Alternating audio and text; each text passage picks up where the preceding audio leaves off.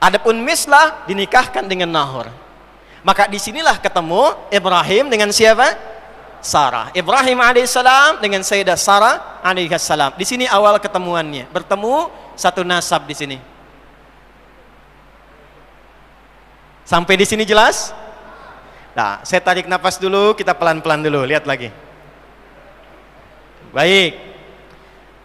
Ibrahim alaihissalam menikah dengan Sarah alaihissalam, lama belum dikaruniai keturunan, kemudian mendapatkan trigger dengan hadirnya Hajar alaihissalam, lalu dinikahkan dengan Nabi Ibrahim alaihissalam, lahir siapa? Ismail alaihissalam. Ini anak pertamanya. Saya tidak akan bahas Nabi Ismail karena saya akan fokus ke sini dulu. Ya, nanti sudah viral kalau Nabi Ismail melahirkan siapa pada akhirnya? Nabi Muhammad sallallahu alaihi wasallam, ya. Itu nanti keturunan ke-29 dari Nabi Ismail. Ada perbedaan sedikit tapi tidak jauh dari ini.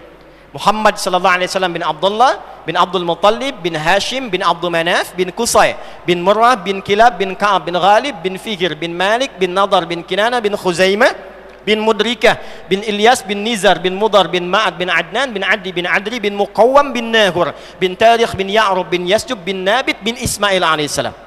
Ya, coba ulangi. Ya, intinya 29 di situ. Nah, secara cepat Ibrahim alaihissalam dengan Sarah alaihissalam singkatnya mendapatkan keturunan, lalu lahirlah seorang anak diberi nama dengan siapa? Ishak. Lahir Ishak. Apa artinya Ishak?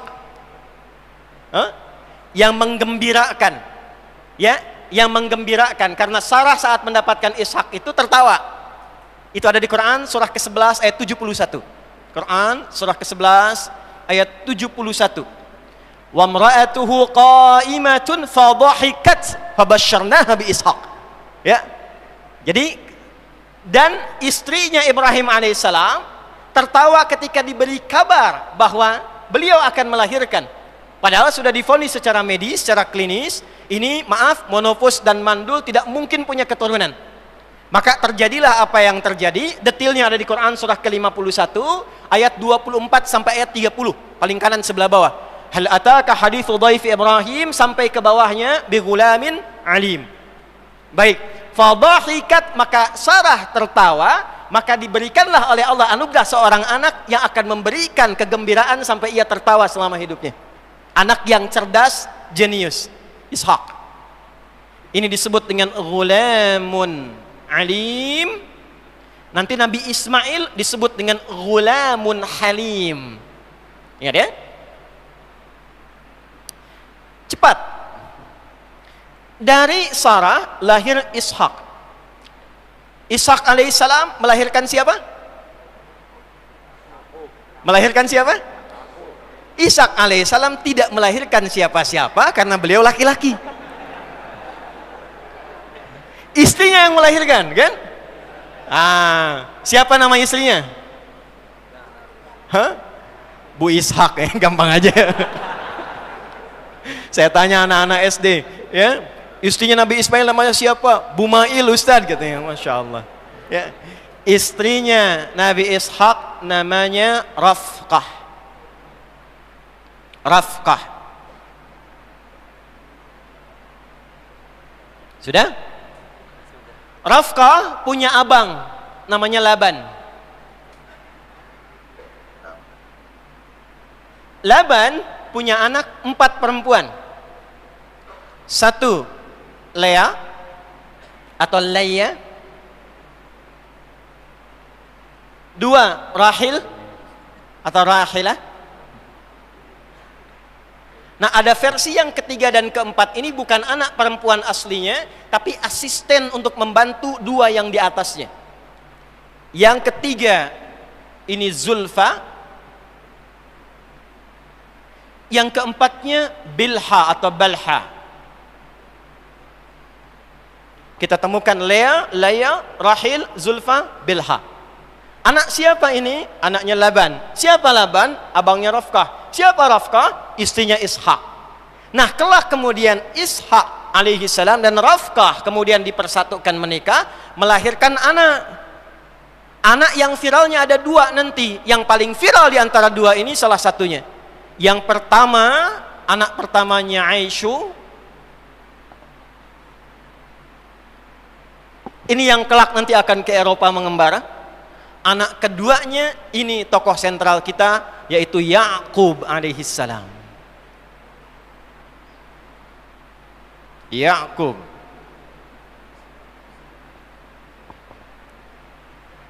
Bingung nggak? Bingung ya? Baik. Di sini ketemu Yakub.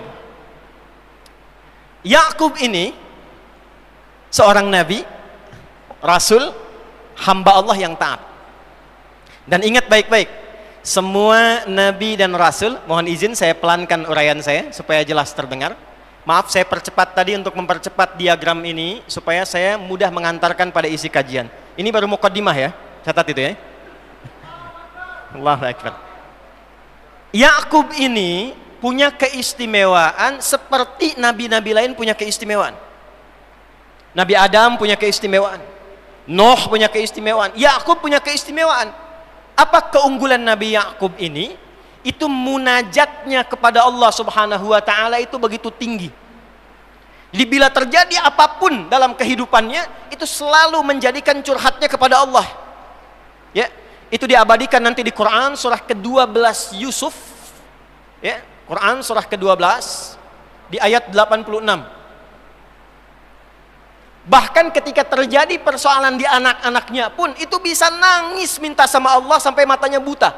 Innama ashku bathi wa huzni ila Allah. Saking dekatnya dengan Allah, itu bahasa orang sana mengatakan ini hamba Allah yang paling dekat dan taat. Dalam bahasa pada masa itu, hamba disebut dengan Isra, Allah disebut dengan Il. Maka digabungkan kalimat ini menjadi Israel. Di sini baru ditemukan kata Israel. Israel. Ditulis dalam bahasa Latin Israel. Ini. Isra, hamba Allah. Ya, Isra, hamba yang sangat taat. Il, Allah, hamba Allah yang sangat taat. Jelas sampai sini? Tapi mohon maaf ya, jangan disimpulkan bahwa ini melebihi ketaatan Nabi Muhammad SAW. Tidak. Nanti semua Nabi punya gelarnya. Nabi Ibrahim di atas ini. Gelar Nabi Ibrahim itu Khalilullah. Wattakhadallahu Ibrahima Khalila. Lebih tinggi daripada ini. Dan gelar Nabi Muhammad itu mengumpulkan semua gelar-gelar kebaikan dari semua Nabi yang pernah bertugas di bumi. Terkumpul semuanya di Nabi Muhammad SAW. Ya, karena itu Nabi Isa ketika diduga sebagai Nabi terakhir oleh umatnya, maka beliau mengkonfirmasi ketaatan Nabi Muhammad yang tidak bisa dibandingi oleh Nabi-Nabi yang lainnya. Diabadikan di Quran surah ke-61 As-Saff di ayat yang ke-6. Wa mubasysyiran birasuli ya'ti min ba'di ismuhu Ahmad. Ahmad itu isim tafdil dari kata Hamid yang sangat kuat hubungannya dengan Allah Subhanahu wa taala. Ini kita temukan Israel. Sudah simpan dulu ya. Jadi kalau disebutkan Israel artinya yang dekat dengan Allah, yang penyayang, yang baik, yang tidak pernah pukul orang, yang tidak pernah merendahkan orang, yang tidak pernah merampok orang, yang tidak pernah membunuh orang, apalagi kemudian mengusir orang, apalagi kemudian membunuh orang, apalagi kemudian menggenosida orang, menghancurkan rumah sakit, menghancurkan masjid, menghancurkan gereja. Itu bukan Israel namanya. Maaf ya, saya tegas menyampaikan ini karena di kitab mereka disebutkan begitu. Paham? Dan hari-hari ini YouTube saya sudah mulai sedikit-sedikit statistiknya diperlambat karena sudah berapa edisi membahas tentang Palestina. Kemarin kita bahas dalam live, tiba kemudian setelah live itu di hold oleh YouTube sampai yang Anda temukan cuma 1 menit 7 detik di akhir saja. Itu ditahan sampai menjelang malam karena kajiannya sangat sensitif menjelaskan tentang akar-akar manipulatif Yahudi di masa lalu. Ya, malam ini mudah-mudahan lancar ya. Dah ini Israel. Kemudian Israel Yakub punya anak tidak? Tuh, udah mulai bingung nih. Punya anak tidak? Punya. Melahirkan tidak?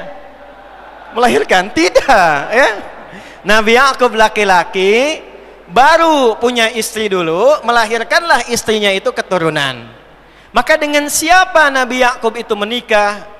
Tidak tanggung-tanggung, yang 4 ini yang anaknya Laban menjadi istrinya Yakub alaihissalam. Tenang ya ibu-ibu yang di bawah, kita tidak membahas poligami ya. Kita hanya membahas fokus ke kajian ini saja. Satu tadi, siapa namanya anak Laban yang pertama? Lea atau Lea, Lea atau Lea. Sudah, saya agak cepat karena kita baru mukadimah yang kedua. Lea dengan Lea punya 6 orang anak. Ada berapa? 1 Ruben.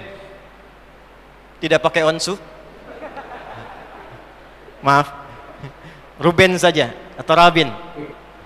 2 Syam'un atau Simeon atau Simon. Ya, jadi kalau ada yang namanya di barat Simon, ya, juri AGT itu, ya, atau Simeon, dulu pelatih Atletico Madrid Diego Simeone, ya. Saya hafal tapi saya nggak pernah nonton, ya. Itu Simeon, Simon itu nasabnya ke nama ini Syam'un. 3, ingat ini penting sekali ya. Saking pentingnya tuh tipis tuh spidol udah mau habis tuh, ya. 3 Levi atau Lewi. 4, saya kotaki yang ini Yahuda. 4 siapa? Yahuda. Ini saya kotaki. Nah, saat mendapatkan 4 orang anak ini, itu menduga Lea sudah tidak akan melahirkan lagi. Karena itu meminta kepada suaminya, ini istri luar biasa, minta pada suaminya supaya keberkahan ajarannya itu semakin banyak dinikmati oleh orang banyak. Pak, nikahin lagi aja yang lain. Maka dinikahilah kemudian ini kesini ke bawahnya, ya. Ada Rahil, ada Zulfa, ada Bilha. Ternyata ketika menikah dengan ini punya anak lagi 2. Maka yang kelima ini ada Izzahar.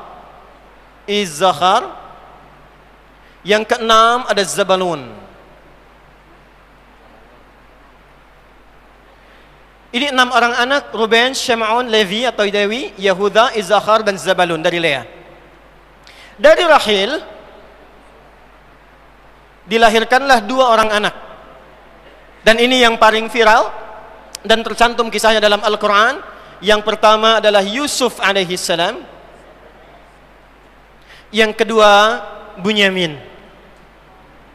Kalau ada yang namanya Bunyamin atau Benyamin, ya, atau Bang Ben, Beni, itu, ini ke sini nasabnya. Ya, ke sini. Termasuk Tolut nanti nasabnya ke sini. Nanti saya turunkan bagian-bagiannya. Tolut yang melahirkan Daud, yang melawan Goliat, itu keturunan dari Benyamin. Ya. Kemudian saya cepat dari Zulfa. Kemudian lahir 2 anak lagi.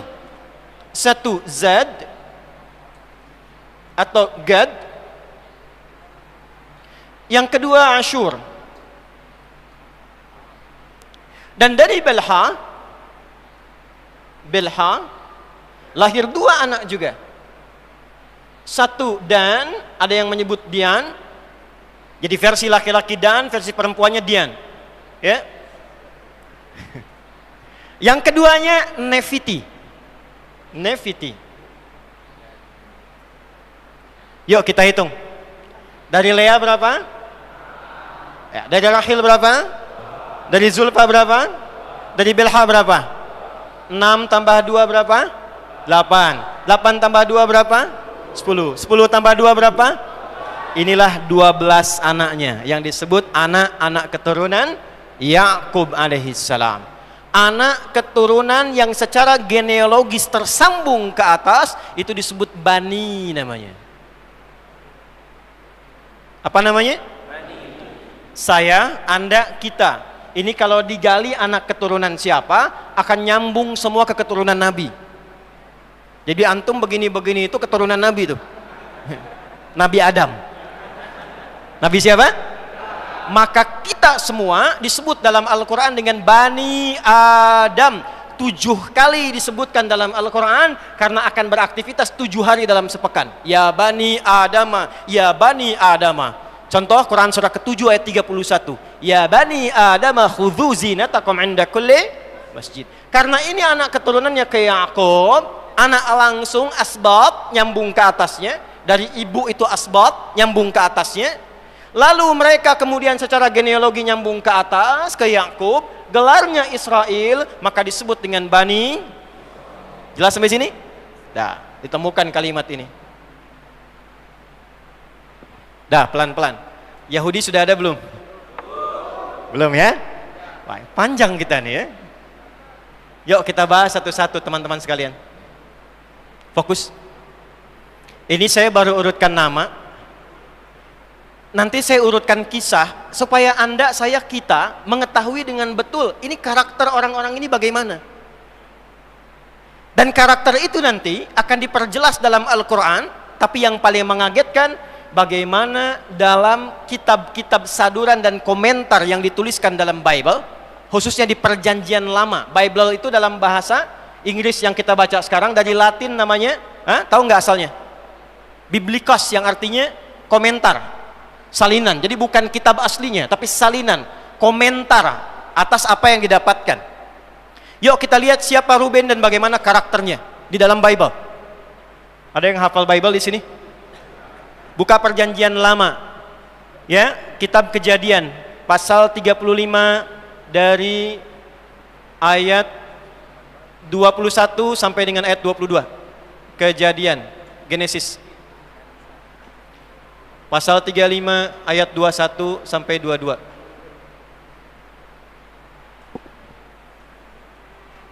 Lalu kita bandingkan dengan Al-Quran. Ya, lihat baik-baik nih ya. Kita bandingkan dengan Al-Quran. Di sini kita akan temukan bijaknya kalimat Nabi Muhammad sallallahu alaihi wasallam. Keterangan dalam kitab-kitab sebelumnya yang dicantumkan dalam komentar-komentar. Kata Nabi, jangan benarkan seluruhnya, jangan tolak seluruhnya. Jika berkesesuaian dengan isi Al-Quran, maka itu unsur kebenarannya. Jika tidak sesuai dengan isi Al-Quran, maka itu tambahan-tambahan yang kita tepikan dalam iman kita sebagai muslim. Ingat, kita tidak diminta untuk mencela, tidak diajarkan untuk merendahkan, tapi hanya diajarkan dan dituntut untuk mencari kebenaran. Dan dengan cara yang benar. Jelas? Dituntun mencari kebenaran dengan cara yang apa? Benar. Maka turunlah Quran. Perhatikan baik-baik surah kelima di ayat ke-48 itu. Al-Ma'idah. Quran surah 5 ayat ke-48. Wa anzalna ilaikal kitaba bil haqq musaddiqan lima baina yadayhi minal kitab wa muhaiminan alaihi. Ya Muhammad sallallahu alaihi wasallam, demi keagunganku, kata Allah, telah aku turunkan Al-Quran kepadamu dengan hak, mutlak kebenarannya.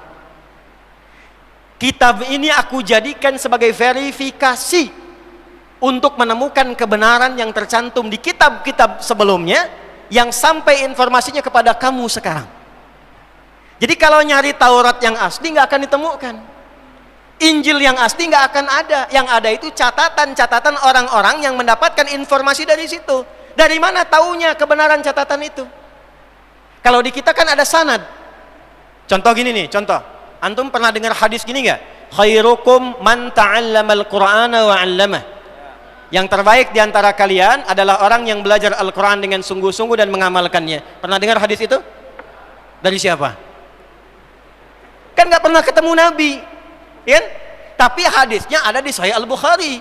Al-Bukhari itu mencatat keterangan dari Nabi, tapi kan nggak pernah ketemu Nabi. Dari mana dapatnya? Maka Al-Bukhari menerima dari Syu'bah. Syu'bah menerima dari Alqamah bin Marthad. Alqamah bin Marthad menerima dari siapa?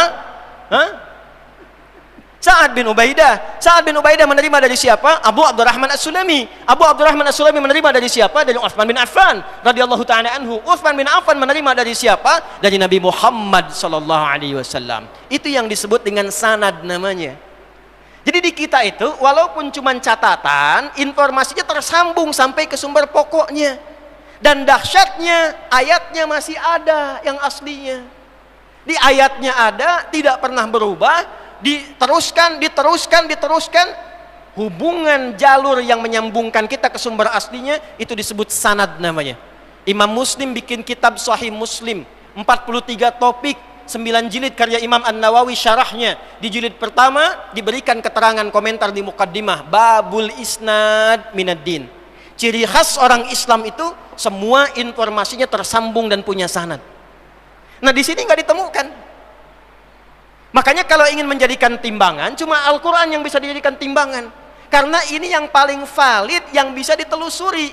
Kitab aslinya masih ada, tidak pernah berubah. Dari zaman Abu Jahal sampai sampai sekarang masih sama. Alif lam mim, alam sampai sekarang nggak ada yang berubah. Makanya kata Allah ini jadi timbangan. Tapi kalau ada yang menolak begini, kan tidak mungkin non muslim mengakui Quran. Kaidahnya kan begitu. Maka dibalik oleh Allah. Kalau tidak percaya, silahkan riset, temukan kekurangan dalam Al-Quran, cari kelemahannya, buktikan kalau itu adalah seperti yang Anda tuduhkan karya manusia, cari semua kelemahannya, maka Anda tidak akan temukan. Bahasa singkatnya, kalau Anda menuduh Quran ini rekayasa manusia dan sebagai catatan saja, maka buat yang semisal Al-Quran satu surah saja. Kalau manusia yang dulu bisa bikin, yang sekarang pun tentu bisa akan buat. Jelas sampai sini? Oke, standarnya jadi apa? Al-Quran. Sekarang lihat Kejadian pasal 35 ayat 21 sampai 22. Saya bulati yang ayat 22 saja. Sehingga ketika sampai di negeri ini bahasanya saya tuh kalau agak kasar saya nggak bisa ngungkapkan karena nggak punya kosakatanya. Ya, tapi dengan terpaksa saya sampaikan. Maka Ruben kemudian bergaul dengan gundiknya Yakub, yaitu Bilha. Anda bisa bayangkan karakter Ruben digambarkan dalam Bible di Perjanjian Lama ya, pasal Kejadian ya, di Kejadian bab Kejadian pasal 35 di ayat 22-nya adalah seorang figur yang pernah berzina dengan ibu sambungnya. Bilha. Ini Ruben. Bandingkan dengan surat Yusuf. Surah keberapa? 12. Ada berapa ayat di dalamnya? Antum nih gimana? Bagaimana mau bangkit kalau nggak ngaji Quran itu? Ada 111 ayat. Lihat di ayat 10. Perhatikan kalimatnya. Ketika ayat 9-nya mengatakan semua rapat, 9 orang rapat. 9 orang tuh, ini semua 6. Ya. Kemudian ditambah ke bawah semua ini plus 10 dengan Rubennya, jadi 10 orang rapat. 9 mengatakan uqtulu Yusuf, ayat 9-nya. Perhatikan detailnya bahasa Quran. Yang merekomendasikan bunuh Yusuf 9 orang, letaknya di ayat ke-9. Uqtulu Yusuf, bunuh Yusuf, supaya dia dijauhkan dari ayah kita, supaya kasih sayangnya fokus ke kita. Tapi ayat 10-nya qala qailum minhum, seorang di antara mereka berkata, la taqtulu Yusuf, jangan bunuh Yusuf. Ya. Alquhu fi ghayabatil jubbi yaltaqithu ba'dus siyarah. Cukup lemparkan ke tempat gelap. Kan motifnya itu cuma menjauhkan Yusuf dari bapak, nggak usah dibunuh, dosanya kegedean. Cukup jauhkan, lemparkan aja ke tempat gelap, ke dalam sumur, supaya diambil oleh kafilah yang lewat. Yang penting kan jauh dari kita. Itulah Ruben. Jadi di surah Yusuf, Ruben diposisikan sebagai kakak yang mencoba menyelamatkan Yusuf dari konspirasi 9 saudaranya dengan mengusulkan gak usah dibunuh, turunkan saja, lemparkan ke tempat gelap. Saya tanya pada Anda, kalau ada 2 narasi mengatakan, satu mengatakan ini ada anak berzina dengan ibunya, yang kedua mengatakan ada kakak menyelamatkan adiknya, Anda pilih yang pertama atau yang kedua? Itulah sebabnya Quran memuliakan keluarga ini dan menyifati mereka memang punya konflik dalam kehidupan mereka, memang punya niat-niat yang kurang baik, tapi tidak melampaui batas-batas itu yang kelak akan ditaubatkan oleh ayahnya Yakub. Jadi karakteristik Ruben digambarkan dalam kitab mereka sendiri sebagai pribadi yang pernah berzina dengan ibu sambungnya, yaitu Bilha. Jelas sampai sini? Oke. Syam'un, Levi. Ini maaf ya, saya coret dulu Ruben, karena dari peristiwa ini Yakub tidak menjadikan kepemimpinan suku yang 12 kepada Ruben. Versi pertama diberikan ke Yusuf, versi kedua diberikan pada Yahuda. Syam'un, Levi. Ini pun digambarkan, dilukiskan dalam kitab mereka sendiri punya persoalan. Perhatikan karakternya, perhatikan. Maksud saya nanti kalau Anda temukan yang sekarang gak jauh dari sini. Ya. Ini digambarkan pernah membantai orang. Saudarinya Dian itu pernah akan diganggu oleh satu kelompok dari suku Khidim, ya sampai akan diperkosa, mohon maaf, akan digauli. Maka dicarilah orang-orang ini, disampaikan oleh Syam'un dan Levi ini bahwa ada syariat dari kakek moyang kita yang berupa syariat sunat. Ya, jadi sunat itu sudah ada di kitab mereka, ada syariat sunat, ya. Maka dimintakan ada perintah untuk sunat, maka disunatlah mereka semua. Kan belum ada yang seperti sekarang, ya. Begitu disunat langsung bisa berenang, gitu kan? Ya, dulu pakai kapak kan, sakitnya masih terasa. Begitu masih merasakan sakit dalam sunatnya, maka dibantailah semua orang mereka itu, suku Khidim itu sampai meninggal semua. Itu disebutkan dalam kitab mereka.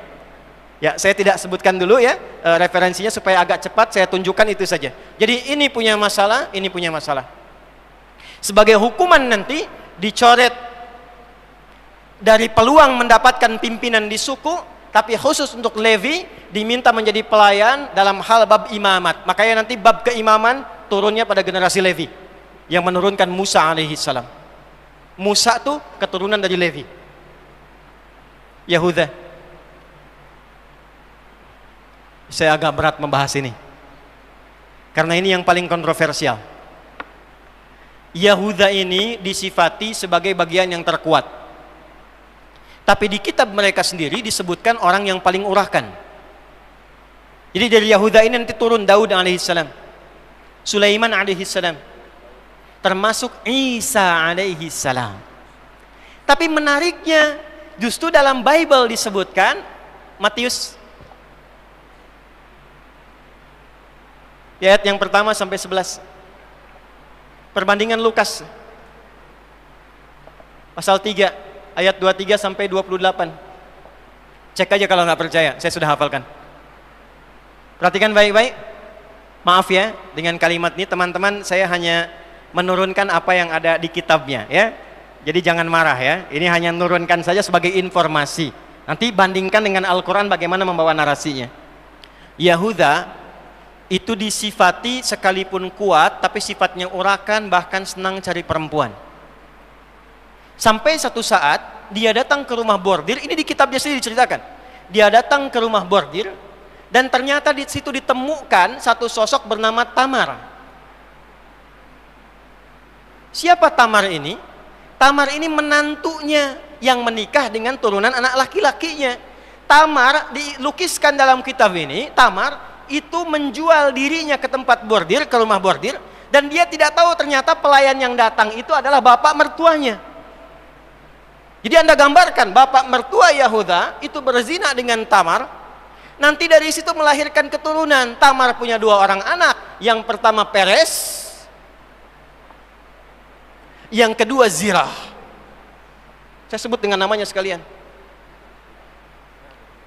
Ini yang paling saya tidak bisa terima, saya pribadi ya, tapi terlepas dari gambaran ini, dari Peres inilah melahirkan siapa? Melahirkan Isa alaihissalam, Yesus.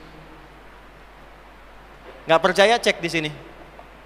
Tapi menariknya dalam Matius itu jumlahnya 41 nasabnya, di dalam Lukas 57. Jadi ada beda 16 nasab sampai ke atas. Kalau kita turunkan habis semua materi kita. Belum ketemu konflik Palestinanya. Ya. Jadi yang mau saya gambarkan, ini gambaran-gambaran yang disampaikan dalam Alkitab seperti ini perilakunya. Dalam Islam tidak. Nabi Isa itu begitu mulia. 136 kali namanya disebutkan dalam Al-Quran. Disebutkan dengan sifat yang sangat mulia, lahir dari ibu yang mulia. Makanya Maryam itu dibela oleh Al-Quran, disebutkan sebagai perempuan yang suci. Ya, betul. Perempuan yang suci. Wa Maryam ibnata Imran, Maryam anak perempuannya Imran. Nasabnya disebutkan. Untuk menunjukkan, jadi kalau di Quran itu di ilmu tafsir, kalau disebutkan namanya plus bin atau bintinya, maka kejadian itu hanya akan menimpa pada sosok itu dan tidak akan berulang sampai kapanpun. Tapi kalau namanya tidak disebutkan detailnya atau hanya inisialnya, ini menunjukkan perilakunya akan terjadi lagi di masa depan dengan sosok yang berbeda, tapi substansinya sama. Wa Maryam ibnata Imran. Maryam anak perempuannya Imran. Maryamnya disebutkan, bapaknya disebutkan. Untuk menunjuk apa? Yang mengandung dan melahirkan, tapi tidak pernah disentuh laki-laki manapun. Walam yamsasni bashar, kata Maryam. Enggak pernah disentuh laki-laki manapun. Maaf ya, maaf. Bukan mengandung dan melahirkan tanpa bapak, bukan. Kalau yang begitu banyak. Ya, nggak tahu di Surabaya ya. Ya, jadi kalau Maryam ya binti macam-macam, mengandung melahirkan tanpa bapak itu banyak. Tapi mengandung dan melahirkan tanpa disentuh laki-laki manapun cuman Maryam binti Imran, dan melahirkan anaknya Isa bin Maryam. Di dalam Quran Isa ditempatkan terhormat, Yesus tempatnya terhormat di Quran, tapi tidak melampaui statusnya sebagai nabi dan rasul. Jelas? Ini diurut, nasabnya ketemu sampai ke Yahuda, tapi yang sangat disesalkan jalurnya dari Peres yang dihasilkan dari hasil perzinahan antara Tamar dengan Yahuda. Ini yang mungkin kita tidak sepakat di sini. Jelas ya? Jadi kalau di sini saya mau tanya beginilah. Kalau Anda disampaikan, Anda misalnya ada dengar informasi Nabi, ditanya nih, pilih mana? Nabi lahir dari perempuan suci atau Nabi lahir dari keturunan seorang perempuan yang nggak baik? Suci. Saya nggak bisa nyebut kata-kata yang kurang bagus untuk perempuan. Walaupun saya tahu istilahnya, tapi kan nggak mungkin kita bisa sebutkan. Ya? Jelas ya? Oke. Baik, kalau versi Al-Quran Maryam perempuan suci, saking sucinya diberikan oleh Allah kemuliaan. Kalau versi nanti Alkitab dia sempat menikah dulu dengan Yusuf, tapi bukan Yusuf yang di sini yang tadi. Jelas sampai sini? Oke. Ini tidak perlu kita bahas, tidak perlu kita bahas untuk mempercepat Yusuf, dan ini selesai semuanya. Ini sudah paham kita semua. Ya, saya mau berhenti sampai sini saja. Teman-teman semua, fokus baik-baik. Di era Yakub alaihissalam, ini semua anak keturunannya tinggalnya masih di sini, di bumi Kanaan, di Palestina. Sampai Yusuf alaihissalam dalam peristiwa terpisah dari saudaranya itu, karena dijahili, kemudian diambil menjadi anak angkat dari satu keluarga besar Perdana Menteri, lalu kemudian diasuh dan diangkat tumbuh dewasa secara singkat menjadi seorang sosok besar yang berada di wilayah Mesir. Yusuf keluar dari sini dengan satu peristiwa, berpindah kemudian kemana? Mesir, di Afrika Utara. Jadi kalau ini Palestina, itu ada di sebelah utaranya Mekah. Mekah itu titik dunia ya, ingat, titik dunia Mekah tuh. Kalau Anda belajar geografi tempo dulu, sebelum terjadi perjanjian Tordesillas tahun 1492, itu titik dunia itu di Mekah. Silahkan buka peta, satukan semuanya, ya, peta yang kertas saja satukan. Ambil tengah-tengahnya, itu titik tengahnya Mekah. Nanti wilayah yang kanan, ya, selatannya itu ke Yaman. Makanya Yaman, Yaminu Makkah. Syam, Syamal Makkah, utaranya. Ya, utaranya Syamal itu ke sini. Makanya disebut dengan bumi Syam. Jelas di sini? Baik, fokus baik-baik. Jadi nama lain Palestina itu masuk dalam wilayah bumi Syam. Sekarang 4 negara. Palestina, Lebanon, Yordania, Syria. Ya? Jelas, Palestina, Lebanon, Yordania, apa? Syria. Yusuf keluar dari sini karena satu peristiwa, kemudian terbawa sampai ke Mesir. Mesir masuknya di area Afrika Utara, bukan Arab. Secara geografis Afrika Utara. Cuma nanti dalam eranya Musa bin Nusair masuk ke situ, ya, ekspedisi dari ke atasnya dulu.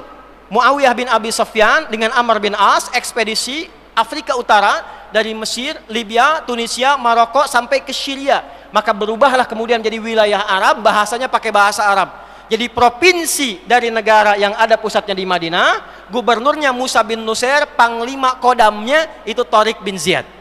Dari sejak saat itu bahasanya bahasa Arab sampai dengan sekarang, tapi wilayahnya Afrika Utara. Di era Nabi Yusuf itu belum ada Firaun. Yang ada masih Malik, masih era kerajaan. Rajanya disebut Malik namanya. Buka surat Yusuf, Anda nggak akan temukan Firaun. Yang ditemukan kalimatnya apa? Malik. Sudah, ya. Aziz itu khusus untuk pembesar perdana menterinya. Rajanya disebut Malik. Jangan debat saya di situ. Balik sini. Fokus sini. Lihat baik-baik. Secara singkat, maka bertemu kembali Yusuf alaihissalam dengan ayahnya Yakub setelah membuktikan kebenaran nubuat dari Allah Subhanahu wa taala yang dilihat dalam mimpi. Lihat di pembuka surat Yusuf, saya melihat gemintang, ya, saya melihat matahari dan bulan serta 11 gemintang, mereka sujud hormat kepadaku. Maka rembulan itu ibundanya, matahari itu ayahnya, dan 11 itu saudara-saudaranya. Secara singkat, bertemu kembali setelah mendapatkan jabatan, bapaknya dibawa, semua 11 saudaranya dibawa. Maka mereka berpindahlah, pindah tempat, hijrah dari Palestina ke Mesir. Tuh. Pindah semua. Yakub pindah, Bani Israel pindah, semua kemudian berada di Mesir. Di sini semuanya. Saya mau tanya, sudah ada Yahudi belum? Jelas? Israel sudah ada? Sebelumnya sudah ada Nabi Yakub. Bani Israel sudah ada? Nah, sekarang Israel dan Bani Israel ada di mana? Mesir. Ini udah kosong. Di sini sudah nggak ada lagi. Ini kosong. Jelas sampai sini?